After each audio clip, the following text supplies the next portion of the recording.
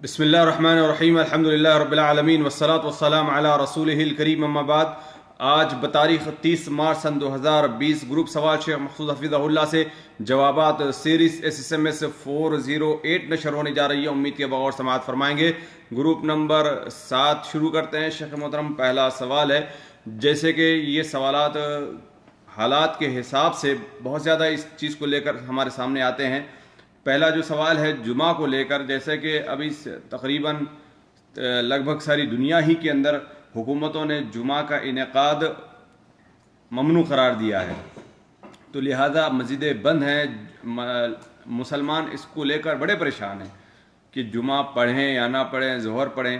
یہاں پر میری یہ گزارش ہے کہ چند مسائل جمعہ کے تعلق سے، چند سوالات ہیں اس تعلق سے جمعہ کو لے کر، کہ کیا اگر 4-5 افراد ہوں تو جمعہ منعقد ہو سکتا ہے یا نہیں ہو سکتا، یا اسی طریقے سے ایسے ممالک جہاں پابندی تو نہیں ہے لیکن اگر کوئی چاہے تو اپنے گھر میں جمعہ منعقد کرنا چاہے تو کیا کر سکتا ہے یا نہیں کر سکتا۔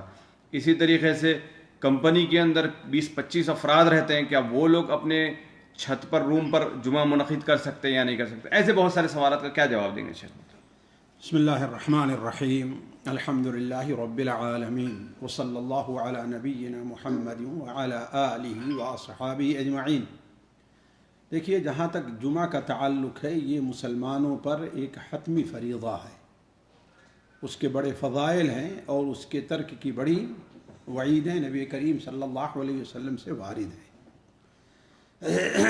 یہ تو پہلی بات ہے۔ دوسری بات یہ ہے کہ کوئی بھی حکومت جو اس وقت یہ پابندیاں جس نے لگائی ہیں، کسی بھی حکومت نے اس لیے پابندی نہیں لگائی ہے کہ وہ جمعہ اور جماعت پر پابندی لگا رہا ہے۔ دونوں کے فرق کو سمجھنے کی کوشش کریں۔ کوئی یہ نہیں کہہ رہا ہے کہ ہاں جمعہ پڑھنا ناجائز ہے اور جمعہ پڑھنا حرام ہے اور جمعہ پڑھنے پر پابندی لگنی چاہیے، نہیں، یہ قطعاً کوئی نہیں کہہ رہا ہے۔ اصل چیز جو آ رہی وہ یہ ہے کہ لوگوں کی مصلحت اور لوگوں کے ہی فائدے کے پیش نظر وقتی طور پر اس پر روک لگائی گئی ہے، اور یہ چیز شریعت کے خلاف بھی نہیں ہے، یہ چیز شریعت کے خلاف نہیں ہے۔ اب ایک مسافر ہے، وہ سفر پہ جا رہا ہے، وہ جمعہ نہیں پڑھتا تھا، کیا مطلب جمعہ کا منکر ہو گیا؟ وہ جمعہ کا منکر تو نہیں ہے کہ نہیں؟ کہیں سخت طوفان آ جائے، سخت بارش آ جائے، کہ یہ آندھیاں چلنے لگیں اور جمعہ تک پہنچنا مشکل ہو جائے، جمعہ کے مسجد تک، تو جو اگر کہہ دیا جائے مسجد بھائی اپنے گھروں میں جمعہ نماز پڑھ لو، تو کیا مطلب جمعہ پر کوئی پابندی لگا رہا ہے؟ تو لوگ ذرا اس کو سمجھنے کی کوشش کریں کہ اصل مقصد اس وقت جو ہے، بعض اسلامی حکومتیں جو یہ لگا رہی ہیں، وہ جمعہ کے اوپر پابندی کا معاملہ نہیں ہے۔ اصل یہ ہے کہ وقتی طور پر جس طریقے سے نماز جماعت سے لوگوں کو فرصت ہے، ایسے موقع پر ایسے شرعی نصوص بتاتے ہیں کہ ہاں بھائی جمعے کی نماز بھی انسان چھوڑ سکتا ہے۔ فقہ کی کتابوں میں دیکھیں تو کتنے وہ ضوابط رکھے ہیں کہ جمعہ کی نماز کے ترک کے۔ ایک شخص ہے، اسے اپنی جان کا خطرہ ہے، تو ٹھیک ہے، اس کے اوپر سے جمعہ کیا ہے؟ جمعہ میں حاضر ہونا ساقط ہے۔ تو اسے اس ناحیے سے لوگ نہ لیں کہ ہمیں جمعہ پڑھنے سے روکا جا رہا ہے، اس ناحیے سے نہ لیں، اس ناحیے سے لیں کہ ہم اپنی ایک فائدے کے تحت جمعہ کی نماز، جمعہ مسجد میں جانے سے کیا ہے، ہم رک رہے ہیں۔ یہ ایک بات ہے۔ ہاں، تیسری بات یہ ہے کہ دیکھیے، جہاں تک میں سمجھتا ہوں، ہم نے سمجھا ہے، گھروں میں اور ہر گھر میں جمعہ قائم کرنا یہ چیز سنت کے خلاف ہے۔ ہر گھر میں جمعہ قائم کرنا اور گھروں میں جمعہ قائم کرنا یہ چیز کیا ہے؟ سنت کے خلاف ہے۔ ہاں، یہ صورتحال پیش آ جاتی کہ ہاں آپ کے اوپر گورنمنٹ طور پر یہ پابندی ہے کہ ہاں آپ کو نماز نہیں پڑھنے دیا جا رہا ہے، آپ کو جماعت روکنے دیا جا رہا ہے۔ اب لوگوں کی صرف یہی استطاعت ہے کہ وہ چھپ کر کے کہیں کر رہے ہیں تو ایک الگ مسئلہ ہے، لیکن یہاں آپ کو اس لیے نہیں روکا جا رہا ہے کہ آپ نماز نہ پڑھیں، ہے نا؟ تو اب یہ چیز یعنی گھروں کے اندر جمعہ کا قائم کرنا یہ چیز کیا ہے؟ وہ سنت کے خلاف ہے۔ نبی کریم صلی اللہ علیہ وسلم اور صحابہ کرام کے زمانے سے لے کر کہیں یہ نہیں ملتا ہے کہ لوگ اگر جامع مسجد میں نہیں پہنچ پائے تو اپنے گھروں کے اندر جمعہ کی نماز پڑھا کرتے تھے۔ آپ کی یہ بات رہ گئی کہ جہاں پر اگر لوگ کسی کمپنی میں رہتے ہیں، ہاں اگر وہاں پر مستقل کوئی مسجد ہے اور جمعہ جماعت کا قیام ہوتا رہا ہے، جمعہ جماعت کا قیام ہوتا رہا ہے، اور وہاں پر اتنے افراد نہیں ہوتے ہیں کہ ہاں بھائی جن کی وجہ سے گورنمنٹیں روک رہی کہ خطرہ ہوتا ہے اس بیماری کے پہنچنے کا، اگر وہ لوگ اپنے طور پر پڑھ لے رہے ہیں تو یہ نہیں کہا جائے کہ ان کا جمعہ نہیں ہوگا، ہے کہ نہیں؟ لیکن وہاں اصل جمعہ نہیں ہوتا ہے، وہاں جماعت نہیں پڑھتی، جیسے بات بڑی بلڈنگیں ہیں اس کے اندر 50 اور سینکڑوں لوگ رہا کرتے ہیں، اب وہاں پر آپ باہر نہیں نکل رہے ہیں تو اس کے لیے آپ قائم کریں، کم سے کم یہ چیز میرے سمجھ سے باہر ہے، میرے سمجھ سے، اس لیے کہ جمعے کا جو اصل مقصد ہے وہ اس کے اندر نہیں ہو رہا ہے، اور نہ ہی اس قسم کا جمعہ قائم کرنے کا فقہا اور علماء یہ چیز لکھتے آئے ہیں، اور نہ ہی نبی کریم صلی اللہ علیہ وسلم، آپ صلی اللہ علیہ وسلم کے زمانے میں ایسا ہوتا رہا ہے کہ جو لوگ مسجد نبوی نہ پہنچ سکتے ہوں، ہے نا، وہ لوگ اپنے جہاں حوالی میں یا دور رہے وہاں پر جمعہ قائم کرتے ہوں۔ مسجد عہد نبوی میں صرف ایک جمعہ ہوا کرتا تھا اور سارے لوگ دور دور سے آیا کرتے تھے، اس میں کچھ ایسے لوگ یقیناً رہتے ہوں گے جو بارش کی وجہ سے، ہے نا، سخت سردی کسی وجہ سے وہ مسجد نبوی نہیں پہنچ پاتے رہے ہوں، لیکن کہیں نہیں ہے کہ ہاں اس نے الگ سے ان لوگوں نے جمعہ قائم کیا ہے۔ اس لیے میں یہ سمجھتا ہوں کہ ہاں لوگ اصل چیز کیا ہے، نیت اپنی درست رکھیں، احتساب ثواب سے کام لیں۔ اگر انہیں گورنمنٹیں منع کر رہی ہیں، خاص طور پر آپ دیکھو گے بعض جگہ جو ہے ان کے اوپر ڈنڈے برسائے جا رہے ہیں، تو لیس للمؤمن ان یذل نفسہ، مومن کے لیے یہ جائز نہیں کہ اپنے آپ کو ذلیل اور رسوا کرے۔ ایک ایسی چیز جہاں اس کی گنجائش ہے، اس کا بدل ظہر آپ کے پاس موجود ہے، آپ ظہر کی نماز پڑھ لیجئے، کیوں بلا وجہ اپنے آپ کو ذلیل کر رہے ہیں آپ؟ اللہ کہ ہاں بھائی ان سے نپٹنے کی آپ پاس طاقت ہے تو الگ مسئلہ۔ جی، یہاں پر یہ بڑا سوال کہ اگر 25 افراد کو 20-25 افراد کو اگر ایک چھت پر اگر جمعہ پڑھنے کی اجازت ہے تو ایک اپارٹمنٹ میں اگر 25-30 افراد اگر رہتے ہیں تو ان کو، میں نے کہا کہ ہم نے یہ نہیں کہا ہے، آپ ذرا بات کو سمجھیں، ہم نے یہ کہا ہے کہ اگر وہ لوگ مستقل وہاں پر جمعہ جماعت کرتے رہے ہیں تب جمعہ جماعت کریں۔ نہیں، وہ لوگ بھی تو جمعہ جماعت ایک مستقل مسجد ہے ان کی، وہاں پر بند کر دی گئی وہ مسجد۔ ہاں تو ٹھیک ہے، اب نہ پڑھیں پھر، کون سا ان کے اوپر جو ہے اگر گناہ ہوگا تو کس پر گناہ ہے جو لوگ روک رہے ہیں، تو ہے کہ نہیں، یہ معذور سمجھے جائیں گے، مگر ان کے لیے جائز ان نہیں کے لیے چھت پہ جا پڑھنا جائز نہیں، میں نہیں سمجھتا کہ ہاں جائز ہے، اس لیے کہ اس طریقے سے اصلا جمعہ کا جو مقصد ہے ایک چیز، دوسری چیز جو ہے اس طریقے سے خلفشار، کل کوئی بتا دے گا کہ ہاں وہاں پر پڑھیں، آ کر پھر پکڑے جائیں گے وہ لوگ۔ جی جی، اگلا سوال ہے اسی کے قریب کا جمعہ کو لے کر ساتھی پوچھتے ہیں کہ شیخ محترم، ہمارے گاؤں یا علاقے میں اعلان ہو رہا ہے زور و شور پر کہ 5 لوگ جمعہ کی نماز مسجد کے اندر ادا کریں گے اور لاؤڈ اسپیکر سے جو ہے خطبہ ہوگا اور نماز پڑھی جائے گی اور سارے کے سارے لوگ گھر میں اس اسپیکر کی آواز سے نماز پڑھیں گے، یہ کہ طریقہ کار کہاں تک درست ہے؟ واللہ عالم، اگر وہاں کے علماء اجازت دے رہے ہیں تو، لیکن کم سے کم میری نظر میں یہ چیز جائز نہیں ہے، یہ چیز جائز نہیں ہے۔ کیوں؟ اس لیے کہ اولا مسجد میں حاضری ضروری ہے، ہر وقت کی نماز ہوتی رہے، اپنے گھروں کے اندر نماز پڑھیں، مسجد آیا ہی نہ کریں، مسجد میں آنے کا مقصد ہی نہیں، کیا ہو جائے ہو جائے گا، الا یہ کہ صف وہاں سے مستقل جڑی ہوئی ہے آپ کے گھر تک تو الگ مسئلہ ہے، ورنہ مسجد کھا لیے، اس کے بعد روڈ کھا لیے، اور بعد گھر بھی ہوں گے، گھر کے کمرے بھی ہوں گے، سب کھا لیے اور اپنے گھروں کے اندر آپ پڑھیں۔ جی، اگلا سوال ہے، ساتھی پوچھتے ہیں کہ شیخ محترم، جیسے کہ یہ آدھی رات میں جو اذان کا جو مسئلہ چلاتا ہے، اس کی کیا حقیقت ہے اور کیا اس سے سنت سے یا کوئی ضعیف حدیث سے اس کا تعلق ہے یا نہیں؟ اولا دیکھیے، طبرانی کبیر وغیرہ میں ایک حدیث ہے کہ اللہ کے رسول صلی اللہ علیہ وسلم نے ارشاد فرمایا، جس گاؤں جس گلا میں رات کو اذان دی جاتی ہے وہ لوگ صبح تک امان سے رہتے ہیں۔ اس قسم کی اور جو حدیثیں پیش کی جا رہی ہیں، دیکھیے اولا تو یہاں پر ہم اس کو تھوڑا سا تفصیل سے لیں۔ دیکھیے، پہلی چیز یہ ہے کہ جہاں تک اذان دینے کا تعلق ہے، نماز کے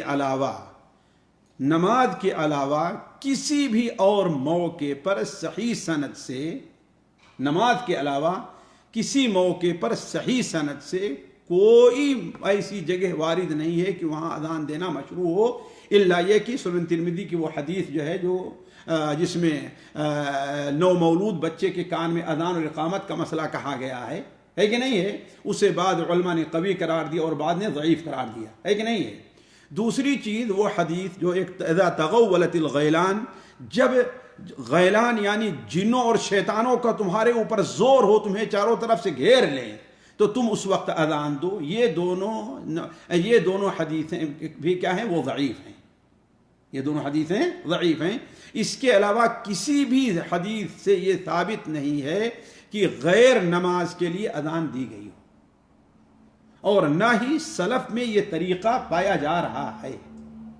صرف اس حدیث کے بنیاد پر کہ ہاں بھائی رات میں اذان ہو، آپ اندازہ لگائیں رات میں اذان ہو تو اللہ تعالیٰ اس گھر کو یا اس گاؤں کو صبح تک بلاؤں سے محفوظ رکھتا ہے، اور دن میں ہو تو شام تک.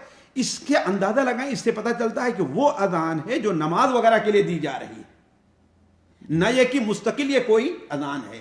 تو مستقل کوئی اذان جو یہ دینے کا طریقہ اپنایا گیا ہے ہمارے یہاں لوگوں نے، یہ بدعت ہے، یہ سنت نہیں ہے. مجھے تعجب ہوتا ہے کہ لوگ اس بارے میں غور کیوں نہیں کرتے. اللہ تعالیٰ کی طرف سے ایک وبا ہے، ایک آزمائش ہے، ایک پریشانی ہے. اسے سنتوں کے ذریعے، توبہ کے ذریعے، استغفار کے ذریعے دور کیا جائے گا، نہ کہ بدعتوں کے ذریعے. ایک صاحب نے جس ملک میں اس کا خصوصی اہتمام کیا گیا، انہوں نے مجھے 2 بار ٹیلی فون کیا کہ یہ دیکھیے لوگ 12 بجے سے اذان دینا شروع کیے، 3 بجے سے اذان دینا شروع کیے، جو فجر کا وقت ہوا سارے لوگ کیا ہے؟ سو گئے. یہ کون سی توبہ ہے، کون سی اذان ہے جو لوگ دے رہے ہیں؟ اس سے مراد، اس ضعیف حدیث سے مراد وہ اذانیں ہیں جو اذانیں نمازوں کے لیے دی جاتی ہیں. اللہ کے رسول صلی اللہ علیہ وسلم کے یہ معمول رہا ہے کہ جب جاتے تھے کسی بستی کے اوپر حملہ کرنا ہوتا تھا تو اور اس کے بارے میں معلوم نہیں کہ یہ کس کی ہے، مسلمانوں کی ہے غیر مسلموں کی ہے، تو آپ صلی اللہ علیہ وسلم رکے رہا کرتے تھے. اگر اذان کی آواز آتی تھی تو آپ رک جایا کرتے تھے حملے سے، کہ ہاں بھائی یہاں پر مسلمان رہتے ہیں. تو گویا اذان کا ہونا یہ مسلمانوں کے لیے یا اس بستی کے لیے امان ہے. تو اس سے ان حدیثوں سے یہ مراد ہے جو فرض اذان نمازوں کے لیے اذان دی جاتی ہے، نہ کہ یہ اذان جو لوگوں نے ایجاد کر رکھی ہے. جی اگلا سوال ہے، ساتھی لکھتے ہیں کہ شیخ محترم میرا سوال ہے کہ اللہ عدوہ والی حدیث کو تسلیم کرتے ہوئے ہم کچھ بیماریوں کو متعدی کیسے سمجھ سکتے ہیں، اور کیا بیماریوں کو متعدی مانتے ہوئے پرندوں کے اڑنے، الو کے بولنے اور سفر کے نحوست کی حقیقت کو بھی تسلیم کیا جا سکتا ہے؟ مشفقانہ علمی اور تفصیلی جواب مطلوب ہے. دیکھیے، اصل میں اللہ کے رسول صلی اللہ علیہ وسلم کی حدیثوں کو سمجھنے کے لیے اولاً 2 چیزوں کی ضرورت ہے. ایک چیز تو یہ ہے کہ اللہ کے رسول صلی اللہ علیہ وسلم کی حدیثیں اس سے متعلق کیا کیا ہیں ان کو جمع کیا جائے، اور دوسرے یہ ہے کہ علماء نے اس سے کیا سمجھا ہے. جہاں تک لا عدوہ ولا طیرہ والی بات ہے، اس میں تو کوئی شک نہیں، یہ حدیث صحیح ہے، یہ حدیث صحیح ہے. لیکن اہل علم کہتے ہیں کہ اس حدیث میں اس عدوہ، اس متعدی بیماری، اس عدوہ کی نفی ہے جو جاہلیت کے زمانے میں تھا کہ ہاں بھائی اپنے آپ بیماریوں میں بعد ایسی خاصیت پائی جاتی ہے. جیسے کہ اگر اس کی ایک صورت دیکھیں تو آج بہت سے لوگوں کے ذہن میں ہے، آج لوگ اللہ تبارک و تعالیٰ سے اتنا نہیں ڈر رہے ہیں، ہے نا، جتنا ڈر کس سے رہے ہیں؟ کسی سے مصافحہ کرنے اور کسی کو چھونے اور اس سے ڈر رہے ہیں. احکام الہی، اس کی دلیل یہ ہے کہ بہت سے لوگ ہیں ان کے اگر کسی عزیز کا انتقال ہو جائے تو اسے نہلانے، کفلانے، دفنانے وغیرہ کی بھی، مثال کے طور پر غیر مسلم ہی کیوں نہ ہو، اس کے کسی عزیز کا انتقال ہو گیا تو اس کو چھونے نہیں آ رہا ہے. اس کا مطلب کیا ہے؟ وہ یہ سمجھ رہا ہے کہ گویا اس بیماری کے اندر کوئی ایسی طاقت ہے کہ اگر اوپر والا نہ بھی چاہے گا پھر بھی ہمیں. تو اصل میں اس عدوہ کی نفی ہے. اس کی دلیل کیا ہے؟ کیونکہ اللہ کے رسول صلی اللہ علیہ وسلم نے خود ہی بیان فرمایا، فر من المجذوم فرارک من الاسد، تو مجذوم کوڑھی سے ویسے بھاگ جیسے کس سے بھاگتا ہے؟ شیر سے بھاگتا ہے. یا آپ صلی اللہ علیہ وسلم نے یہ بیان فرمایا، جب تم سنو کہ طاعون کسی شہر میں ہے تو اس میں جاؤ نہیں، اور اگر اس شہر میں ہو تو اس کے خوف سے تم بھاگ کر کے نہ جاؤ. آپ صلی اللہ علیہ وسلم نے اس کوڑھی سے جو طائف کے وفد کے ساتھ آیا تھا، آپ نے کیا فرمایا؟ ارجع فقط بایعناک. تو اللہ کے رسول کی دونوں حدیثوں کو لیں تو اس سے پتہ چلتا ہے کہ لا عدوہ میں اس کی نفی ہے جو جاہلیت کے زمانے میں عقیدہ رہا ہے، جیسا کہ آج بہت سے لوگ وہ چیز اپنے اندر لیے ہوئے ہیں. اور جو اثبات ہے اس کا ہے کہ فعلاً اللہ تعالیٰ نے بعض بیماریوں میں ایسی تاثیر رکھی ہے کہ اللہ تبارک و تعالی کی قدرت، اللہ تعالیٰ کی مشیت سے وہ بیماری دوسروں تک پہنچ سکتی ہے، اللہ کی مشیت سے۔ البتہ جہاں تک انہوں نے یہ پیش کیا ہے کہ اس میں طیرہ وغیرہ کا ہے، تو اللہ کے رسول صلی اللہ علیہ وسلم نے طیرہ یعنی بدشگونی کا ثبوت کہیں پیش نہیں کیا ہے، اس لیے وہ اپنی اصلی حالت کے اوپر باقی رہے گی، وہ اپنی اصلی حالت پر باقی رہے گی۔ جیسے آپ نے فرمایا کہ ان الرقى والتمائم والطولة شرک، رقا جھاڑ پھونک، اسی میں آپ نے کہا تمائم گنڈا وغیرہ جو اس کو کیا ہے نا، والطولة، اور یہ ہے کہ جو وہ کیا کہتے ہیں وہ سیپ وغیرہ جو رکھی جاتی ہے، وہ آپ نے تینوں کو ایک ساتھ بیان کیا نا، ان الرقى والتمائم والطولة، لیکن روقہ کو خاص کیا گیا ہے اس رقیہ سے جو غیر شرعی ہو۔ کیوں؟ اس لیے کہ دوسری حدیثوں سے نبی کریم صلی اللہ علیہ وسلم کا رقیہ کرنا ثابت ہے کہ نہیں؟ بلکہ آپ نے کہیے تو حکم دیا ہے من استطاع ان ينفع اخاه فلينفع، جو رقیہ کے ذریعے اپنے ساتھی کو، بھائی کو فائدہ پہنچائے، ہے کہ نہیں؟ تو اس میں خاص کر لیا گیا، لیکن تمائم الطولة کو خاص نہیں کیا گیا ہے، لہذا یہ اپنی عموم پر باقی رہے گی اور رقیہ اپنی عموم پر باقی نہیں رہے گا۔ ایسے لا عدوہ ولا طیرۃ ولا حامۃ ولا غول، یہ ساری چیزیں جو ہیں یہ باقی تو اپنی اصلی حالت باقی رہے، کیوں؟ اس کا استثناء ثابت نہیں ہے، البتہ عدوہ کا استثناء ثابت ہے۔ جی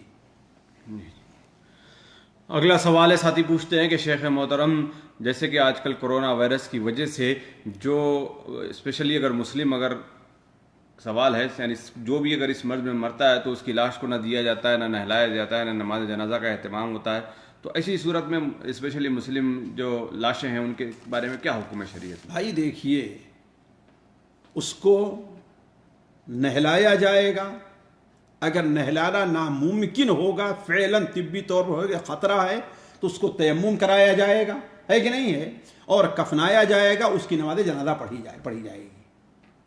یہ جو کافر ملکوں میں ایسا ہے تو مسلمان اس سلسلے میں کوشش کریں، جیسے اٹلی میں ہوا اور ان لوگوں نے اسے جنازہ نماز پڑھنے کے لیے دی لاش کو، ظاہر بات اس کے لیے انہوں اپنے طور پر احتیاطات برتے، ان کا جو احتیاط ہے کوئی بات نہیں ہے، لیکن مسلمانوں نے جب مطالبہ کیا تو جنازہ پڑھنے کے لیے اس کو انہوں نے دیا، اس کی جنازے کی نماز پڑھی گئی اور اس کو دفن کیا گیا ہے نا۔ تو اصل یہ ہے کہ مسلمانوں کی اس کو کیا ہے دفن، اس کو جنازہ پڑھی جائے گی اور اس کو کفنایا جائے گا۔ نہلانے کا مسئلہ یہ ہے کہ اگر طبی طور پر آ جائے تو ظاہر بات اہل علم نے لکھا ہے کہ جس لاش کو جلنے کی وجہ سے کسی نہلانا مشکل ہو اسے کیا تیمم کرایا جائے گا۔ نہیں، یہاں پر تو نماز تک کی تو بات سمجھ میں آتی کہ نماز کی اجازت دیتی ہے گورنمنٹ، لیکن جہاں تک ہاتھ لگانا یا تیمم کرانا یا کفن وغیرہ کا تو مشکل ہے، یعنی باڈی تو لینے ہی نہیں دے رہے وہاں پر، تو ایسی صورت میں بھائی اسلامی ملکوں میں نہیں لینے دے رہے ہیں، میں یہ نہیں سمجھتا، یہ الگ مسئلہ ہے جی، لیکن کافر ملکوں میں اب ظاہر بات ہے اس کے لیے میرے پاس تو کوئی ہے نہیں، لیکن یہ ہے کہ اصل یہ ہے کہ انہیں ظاہر بات اس کے لیے طریقے لوگ جو کفنانے والے ہیں وہ پہن کر کے یہ پہن کر کے اس کو کفنائیں اور نہلائیں سکتے ہیں، تیمم کرائیں اور کفنا کر کے اس کو لے کر کے جائیں، اور میں دیکھ رہا ہوں ہندوستان وغیرہ میں لے کے تو جا رہے ہیں۔ جی جی جی اگلا سوال ہے اسی غریب کا، ساتھی پوچھتے ہیں کہ شیخ محترم، جیسے کہ آج کل کرونا وائرس کے چلتے ہوئے جو دوا جو لگائی جاتی ہے سینیٹائزر جس کو کہا جاتا ہے، وہ 70 سے 60-70% اس میں الکوہل کا استعمال اس میں ہوتا ہے، تو کیا ایسی صورت میں ایک مسلمان کے لیے نماز سے پہلے، نماز کے بعد، عام زندگی میں اس کا استعمال کیسے ہے؟ بھائی وہ 100% ہی کیوں نہ رہے، وہ کھایا پیا تھوڑی جا رہا ہے۔ جی مگر تو لگانا جائز ہے، بھائی کیا ممانعت ہے؟ الکوہل ہے اس میں۔ بھائی الکوہل ہے، کیا وہ شراب ہے؟ اصلاً تو یہی ایک مسئلہ ہے، کیا وہ شراب ہے کہ اس کی وجہ سے بے ہوشی آتی ہے یا کہ عقل غائب ہو جاتی ہے؟ اس سے بے ہوشی آتی ہے اصلاً، لیکن اگر مان بھی لیا جائے اور اگر کوئی اس کا دوسرا بدل ہمارے پاس موجود نہیں ہے نا، زخم کو دھونے کے لیے یا کسی چیز سے، تو ٹھیک ہے۔ اصل میں شراب کی نجاست یہ اہل علم کے نزدیک متفق علیہ نہیں ہے، بلکہ علماء اہل حدیث کے نزدیک تو اصل یہ ہے کہ اس کی نجاست ثابت ہی نہیں ہے۔ اس کی نجاست، کسی چیز کا حرام ہونا یہ بات دلیل نہیں کہ وہ نجس ہے، زہر حرام ہے لیکن وہ نجس نہیں ہے، زہر حرام ہے لیکن وہ نجس نہیں ہے۔ تو علی کل حال یہ چیز علماء کے نزدیک مختلف ہی ہے۔ شیخ ابن عثیمین رحمہ اللہ، نواب صدیق حسن خان، یہ سارے لوگ اس بات کے قائل ہیں کہ وہ امام ابن تیمیہ کہ وہ نجس نہیں ہے۔ تو اب اگر اس کا کوئی بدیل نہیں ہے ہمارے پاس، یا ہمارے سامنے صرف وہی ہے، وہ زخموں کو جو ہے وہ اس کے جراثیم کو مارنے کے لیے، یہ کے لیے، یا ہاتھ میں لگانے کے لیے، تو کوئی حرج نہیں ہے جی انشاءاللہ۔ جی اگلا سوال ہے، ساتھی پوچھتے ہیں کہ شیخ محترم جیسے کہ یہ کرونا وائرس کی جو بیماری ہے، اس سے بچاؤ کے لیے نہ جانے کتنی دعائیں سامنے آئی ہیں۔ سوال یہ ہے کہ جیسے یہاں پر ایک ذمہ دار شخص کا بیان بھی خواب کو لے کر آیا، یعنی خواب میں نبی کریم صلی اللہ علیہ وسلم کی زیارت ہوئی اور ایک دعا بتائی گئی، ایک وظیفہ بتایا گیا، اور ایک بھی عربی میں ایک دعا آئی ہیں، وہ بھی ہیں، یعنی بہت ساری دعائیں مختلف طریقے سے، بعض سمجھدار لوگوں نے بھی بتائی ہیں، بعض تو غیر صفحے کی باتیں تو بہت ہی زیادہ ہیں۔ تو کیا ہے شیخ اس میں، کیا دعا کی جائے، کیا دعا نہ کی جائے؟ بھائی دیکھیے، جہاں تک خواب کا معاملہ ہے، خواب سے متعلق تقریباً 15-20 منٹ کی ایک کلپ ہم نے ریکارڈ کی ہے، تفسیر اس کے اندر ہم نے رکھ دی ہے۔ نبی کریم صلی اللہ علیہ وسلم کو خواب میں دیکھنے کا جہاں تک معاملہ ہے، ہر کس و ناکس جو دعویٰ کرے تو یہ چیز قبول نہیں کی جائے گی، جیسا کہ اہل علم کے نزدیک یہ چیز مشہور اور معروف چلی آ رہی ہے۔ پہلی بات تو یہ ہے، اسی لیے آپ جانتے ہیں کہ حضرت عبداللہ ابن عباس ہیں، سعید ابن محمد ابن سیرین وغیرہ ہیں، یہ لوگ، ان کے سامنے جب کوئی آتا کہ ہم نے اللہ کے رسول کو خواب میں دیکھا، تو وہ کہتے تھے کہ ہاں کیسے دیکھا، ذرا ان کی شکل بتاؤ تو۔ اگر وہ وہی شکل بتاتا جو آپ صلی اللہ علیہ وسلم کی ثابت ہے، شمائل کتابوں میں ہے، تب تو اس کو قبول کرتے، ورنہ کہتے تم نے غلط دیکھا۔ بلکہ ہمارے ایک ہندوستان کے ایک کسی بڑے عالم کے بارے میں ہم نے پڑھا ہے کہ ان سے ایک شخص آیا اور کہا کہ آج ہم نے اللہ کے رسول کو خواب میں دیکھا ہے۔ کہا کہ بتاؤ کیسے تھے؟ کہا کہ ایک بڑے بزرگ تھے، سفید ان کی داڑھی تھی، اور آئے کہا اعوذ باللہ من الشیطان الرجیم۔ کہا وہ کیوں؟ کہا اس لیے کہ اللہ کے رسول صلی اللہ علیہ وسلم کے بال سفید ہوئے ہی نہیں تھے، چند بال سفید ہوئے تھے، اور تم سفید داڑھی، اس کا مطلب کہ تم نے اللہ کے رسول کو نہیں دیکھا۔ شیطان اس شکل میں آیا ہو، کہا کہ میں اللہ کا رسول تمہیں دھوکہ دینے کے لیے۔ تو یہ بڑا اہم مسئلہ ہے کہ دیکھنے والا کیسا ہے، کیا اللہ کے رسول صلی اللہ علیہ وسلم کے شمائل کو، آپ کا جو حلیہ ہے اسے پہچانتا بھی ہے کہ نہیں پہچانتا ہے۔ جن بڑے عالم نے یہ کہا ہے کیا انہوں نے اس سے پوچھا کہ ہاں کیسی ان کی شکل تھی؟ صرف یہ ہونا کہ ہاں بھائی نمازی ہیں اور پرہیزگار ہیں، یہ اس کے لیے کافی نہیں ہے۔ شیطان نمازی اور پرہیزگار لوگوں کو ایسے معاملے میں زیادہ دھوکہ دیتا ہے عام لوگوں کے مقابل میں۔ دوسری بات یہ ہے کہ کوئی بھی چیز علماء کا اتفاق ہے کہ جو چیز سنت نہیں ہے، وہ خواب میں اللہ کے رسول صلی اللہ علیہ وسلم اگر کوئی بتائیں تو وہ چیز سنت نہیں ہوگی، وہ چیز سنت نہیں ہوگی۔ وہ اگر ان امور میں ہے جس پر دلیل شریعت میں پائی جا رہی ہے، جیسے مثال کے طور پر آپ صلی اللہ علیہ وسلم نے آ کر کسی سے کہا کہ فلاں کی تم مدد کرو، تو ٹھیک ہے، مدد کرنا صحیح طور پر آپ کی شکل ہو تو یہ چیز قبول کی جائے۔ کیوں؟ مدد کرنا کیا ہے، ایک آپ نے اس کا اپنی زندگی میں حکم دیا ہے کہ نہیں؟ لیکن کوئی ایسی بات بتلائیں جسے آپ نے اپنی زندگی میں نہیں بتلایا ہے، تو علماء کا اس کے اوپر اجماع ہے کہ وہ قبول نہیں کی جائے گی، اس بات کو قبول نہیں کیا جائے گا، ہے نا؟ تو علی کل حال یہ ان عالم کا مسئلہ ہے، ان کا میں اس طرف نہیں جانا چاہتا، لیکن یہ کہ کسی ایسی چیز کو ایسے ہی بغیر آنکھ بند کیے ہوئے قبول نہیں کر لینا۔ دوسری دعا جس کا آپ نے ذکر کیا ہے، اور وہ دعا کے بجائے کیا ہے، وہ ایک سمجھے کہ تعویذ ہے، جسے عربی میں تحصین کہا گیا ہے، یعنی اپنے آپ کو حفاظت میں لینا۔ اس میں ہے نا کہ تحسنت بالعزت والجبروت، لا تحسنت بذی العزت والجبروت وتوکلت علی الحی الذی لا یموت، ہے کہ نہیں ہے؟ یہ بھی کسی حدیث کے اندر نہیں ہے، ایک فقیہ مالکی ہیں، انہوں نے یہ بیان کیا ہے۔ تو یہ کلمات تو جائز ہیں، لیکن ان کا استعمال تو جائز ہو سکتا ہے، لیکن انہیں ان کلمات پر مقدم نہیں کیا جا سکتا جو نبی کریم صلی اللہ علیہ وسلم سے ثابت ہے۔ آپ صلی اللہ علیہ وسلم سے کتنے پیارے کلمات ہیں، بسم اللہ الذی لا یضر مع اسمہ شیء فی الارض ولا فی السماء وهو السمیع العلیم۔ अऊज़ु बिकलिमातिल्लाहि ताम्मा मिन कुल्लि शैतानिन व हाम्मा व मिन कुल्लि ऐनिन लाम्मा। अऊज़ु बिकलिमातिल्लाहि ताम्माति मिन शर्रि मा खलक। अल्लाहुम्मा इन्नी अऊज़ु बिका मिनल बरसी वल जुज़ामी वल जुनूनि व मिन सय्यिल अस्क़ाम। तो अल्लाह के रसूल सल्लल्लाहु अलैहि वसल्लम से जो तहसीनात, जो तावीज़ात, जो इस किस्म के अज़कार साबित हैं, जो जिससे इंसान अपने आप को महफूज कर लेता है, उसका एहतमाम ज़रूरी है, ज़्यादा बेहतर है इन चीज़ों के मुकाबिल में। जी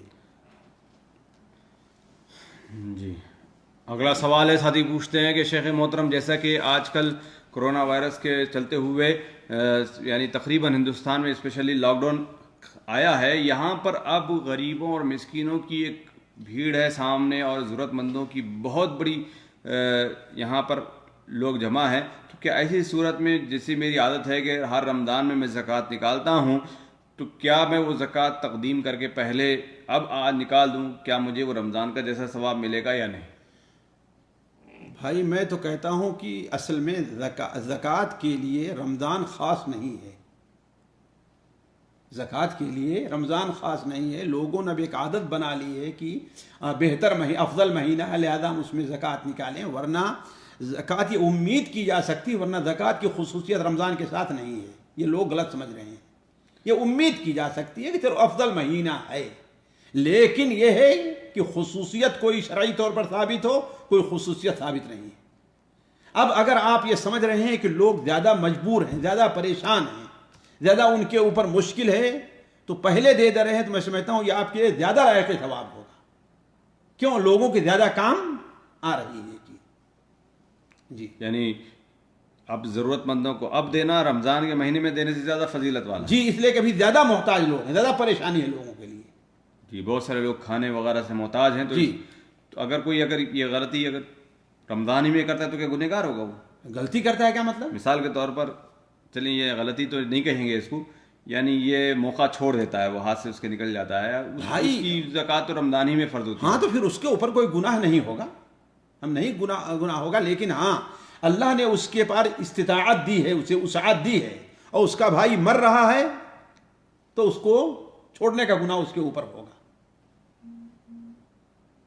इसलिए कि वइन्न फिल माल हक्कन सिवा ज़कात, ज़कात के अलावा भी माल के अंदर हक है। अल्लाह के रसूल ने क्या इरशाद फरमाया? लैसल मुमिन अल्लज़ी यशबअ व जारुहु जाइअ। वो मोमिन नहीं है, वो मोमिन नहीं है कि वो तो खुद आसूदा है और उसका भाई, बल्कि एक हदीस है जिसके ऊपर बाद अहले इल्म ने कलाम किया है कि अल्लाह के रसूल ने इरशाद फरमाया कि अय्युमा अहले अरसातिन, किसी आबादी वाले अगर उनमें कुछ लोग भूखे रहते हैं, लोगों को मालूम है उनको नहीं खिलाते हैं और अपने पास इस्तात है, तो ऐसे लोगों पर अल्लाह की जिम्मेदारी उठ जाया करती जी। जी, अगला सवाल है, साथी पूछते हैं कि शेख मोहतरम, जैसे कि आज के अय्याम में लोग सारे के सारे घर में नमाज पढ़ते हैं, तो यहाँ पर क्या पीछे अगर ख़वातीन हो तो क्या ख़वातीन में से कोई इकामत कह सकती है अगर मर्द इमाम हो तो?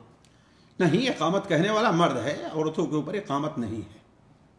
भले से अगर अकेला ही मर्द हो, अकेला ही मर्द क्यों ना हो। देखिए, इस सिलसिले में कोई भी नस वारिद नहीं है कि औरतें इकामत दें या ना दें।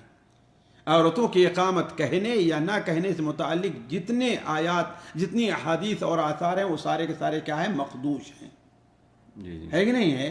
असल यह है कि मर्दों के ऊपर इकामत है, औरतों पर इकामत नहीं है। इसीलिए बहुत से उलमा मुताखिरीन में शेख इब्न बाज़ वगैरह भी इस तरफ गए हैं कि हाँ, औरतों पर इकामत नहीं है। औरत अगर अकेले पढ़ती है तो बगैर इकामत के पढ़ेगी। अगर औरतों की जमात से पढ़ती हैं, औरतें ही हैं, तो बगैर इकामत के जमात करेंगी, उनका कहना है। अलबत्ता अल्लामा अलबानी है, शेख इब्न बाज़ हैं, वो कहते हैं कि जो मर्दों पर है वो औरतों पर भी है कि नहीं है? तो वो क्या करेंगे? वो औरतों की है तो औरतें ही हैं नमाज पढ़ाने वाली, तो इकामत औरत कह देगी, लेकिन अगर मर्द है तो खुद इकामत कहेगा वो। जी। इसी के करीब का सवाल साथी पूछते हैं कि अगर यानी मर्द और औरत घर में नमाज पढ़ रहे हैं और सारे महरम हैं, तो ऐसी सूरत में क्या औरत अगर यानी मर्द से अगर कोई गलती हो जाती है तो वहाँ पर सुबहान अल्लाह बोल सकती है या वहाँ पर नहीं भाई, वो अल्लाह के रसूल ने अत्तस्फीक लिन्निसा बताया है कि नहीं है? अत्तस्फीक लिन्निसा व तस्बीह लिर्रिजाल। जी, चाहे वो कुछ भी हो, इकामत चाहे محرم ہو نہ محرم نہ ہو محرم ہو یا نہ محرم ہو، جی ہاں، سب کے لیے ایک ہی جی رہے گا۔ سب کے لیے یہ حکم ہے۔ اگلا سوال ہے ساتھی پوچھتے ہیں کہ اگر امام صاحب سلام پھیر دیں تو ہماری کچھ جو بقیہ دعائیں ہیں جو آخری کی وہ ہم کنٹینیو کر سکتے ہیں یا ہمیں ختم کر دینا چاہیے وہاں پر؟ آپ اگر اکیلے نماز پڑھ رہے ہیں تو جاری رکھیں، اور امام کے ساتھ پڑھ رہے ہیں تو ختم کر دیں، امام کے ساتھ ہی؟ ظاہر بات ختم کر دیں بھائی، امام کے تابع ہیں نا، انما جعل امام لیؤتم بہ، امام اس لیے بنایا گیا تاکہ اس کی اتباع اقتداء کی جائے، جی۔ یعنی چند سیکنڈ کا بھی امکان بھائی نہیں؟ چند سیکنڈ الگ مسئلہ ہے، چند سیکنڈ سے کچھ فرق نہیں پڑتا ہے، اپنی پوری مثال کے طور پر وہ اللہم انی اعوذ بک من عذاب القبر واعوذ بک من عذاب جہنم، بس دو باقی رہ گئے ہیں، ہے نہیں، تو اس کو پورا کر لیں، اس میں کوئی حرج نہیں ہے۔ اگلا سوال ساتھی پوچھتے ہیں کہ شیخ محترم کیا کوئی شخص اپنی سوتیلی ماں کو زکوٰۃ دے سکتا ہے یا نہیں؟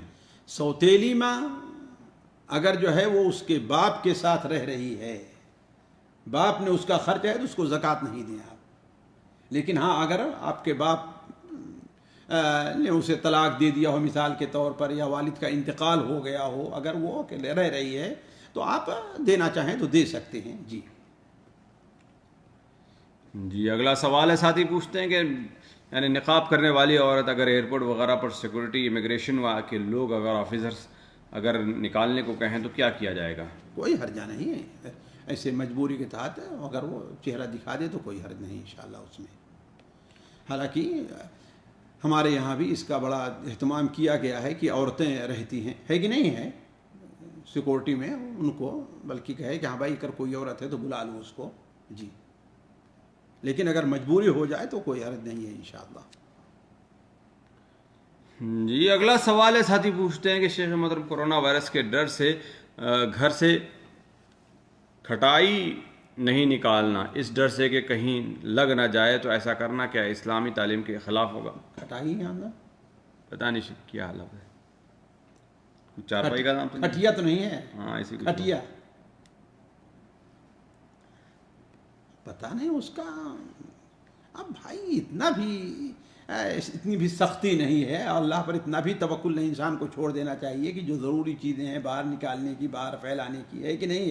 ہو سکتا ہے ڈر رہے ہوں کہ باہر رکھیں گے تو کوئی آ کر کے بیٹھ جائے گا، ہے کہ نہیں؟ اس کو ہو سکتا ہے مرض ہو تو اس کو لگ سکتا ہے، تو اب ٹھیک ہے احتیاط کیجئے، خاص طور پر اگر کسی علاقے میں بہت زیادہ منتشر ہو گیا، پھیل گیا ہے تو، ہے نا؟ لیکن اب معشور جیسے ہمارا الغات ہے اس میں پھیلا ہوا نہیں ہے، تو اب اس میں لوگوں سے مسافہ کرنے اور یہ کرنے، اس سے پرہیز کرنا میں نہیں سمجھتا کہ یہ اللہ تعالیٰ پر توکل کے موافق ہے، بلکہ توکل کے منافی ہے، جی۔ جی اگلا سوال ہے ساتھی پوچھتے ہیں کہ شیخ محترم ہیرا گولڈ کمپنی میں میرا پیسہ تقریباً 2 سال سے پھنسا ہوا ہے، تو کیا ان پیسوں پر میری زکوٰۃ واجب ہوگی یا نہیں؟ چلیے بہت دن کے بعد ہیرا گولڈ کا نام آیا بھائی، لوگوں کو ہوش ہے، رمضان آ رہا ہے، ظاہر بات ہے اس کے اوپر زکوٰۃ نہیں ہے، کیوں؟ اس لیے کہ آپ کے تصرف میں نہیں ہے۔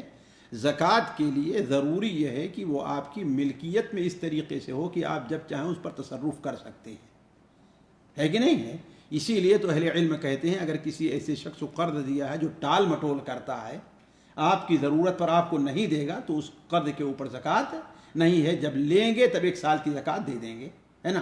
تو یہ جو آپ کا پیسہ ہے، اللہ تعالیٰ سے دعا ہے کہ اللہ تعالیٰ آپ کا اور تمام مجبور پریشان لوگ جو ہیں ان کے پیسے کو واپس کرے، ہے کہ نہیں؟ جب واپس کرے گا تو 1 سال کی زکوٰۃ دے دیں گے، جی۔ جی اگلا سوال ہے ساتھی پوچھتے ہیں کہ شیخ محترم بعض لوگ کہتے ہیں کہ جب دین مکمل ہو گیا ہے تو پھر محدثین، مفسرین اور علماء علامہ کے فتوے کا کیا معنی جبکہ دین مکمل ہو چکا ہے؟ اگر آپ کے سامنے کوئی ایسا محدث ہے، کوئی عالم ہے جو دین کے اندر کوئی نئی بات آپ کو بتا رہا ہے، جو مکمل اسی کے اندر کی بات نہیں بتا رہا ہے کہ نا، چیز بتا رہا ہے، حدیث اور قرآن سے الگ ہٹ کر کوئی بات بتا رہا ہے، تو اس کی بات کو قبول کرنا آپ کے لیے جائز نہیں ہے۔ لیکن ظاہر بات ہے ہر آدمی دین کی ہر بات کو آسانی سے نہیں سمجھ سکتا، ہے کہ نہیں؟ ہر آدمی کے سامنے تمام حدیثیں اور تمام آیات نہیں رہتی ہیں۔ ایسے موقع پر اگر کوئی شخص، جیسا کہ اللہ تبارک و تعالیٰ کا حکم ہے فَاسْأَلُوا أَهْلَ الذِّكْرِ إِن كُنتُمْ لَا تَعْلَمُونَ، اہل ذکر سے پوچھو، جاننے والوں سے اگر تمہیں علم نہیں ہے۔ آپ صلی اللہ علیہ وسلم اس شخص کے بارے میں جسے نادانی میں لوگوں نے فتویٰ دیا تو آپ نے کہا کہ ہلا سألو پوچھا کیوں نہیں، انما شفاء العی السؤال، جو کنڈم آدمی ہے جس کو نہیں معلوم ہے اس کے لیے شفا کیا ہے، وہ سوال کرے۔ تو ایک آدمی ہے وہ قرآن کو حدیث کو نہیں سمجھ سکتا ہے، یا صرف اردو پڑھا لکھا ہے، اردو پڑھ کر کے ہے کہ نہیں جانتے ہیں اردو میں کتنے ترجمے میں لوگوں سے غلطیاں ہوا کرتی ہیں نا، تو اہل علم سے پوچھا جاتا ہے یہی سمجھ کر کے کہ ہاں بھائی یہ ہمیں کیا بتا رہے ہیں، اللہ اور اس کے رسول کی بات ہی بتا رہے ہیں، ہے نا، اور جو شخص اس کے اوپر عمل کر لے گا اللہ کے نزدیک اس کی ذمہ داری پوری ہو جائے گی۔ اگر غلطی ہوئی ہے جان بوجھ کر کے تو عالم پکڑا جائے گا، اگر انجانے میں غلطی ہوئی ہے تو اللہ تعالیٰ اس کو ہی معاف کرے گا۔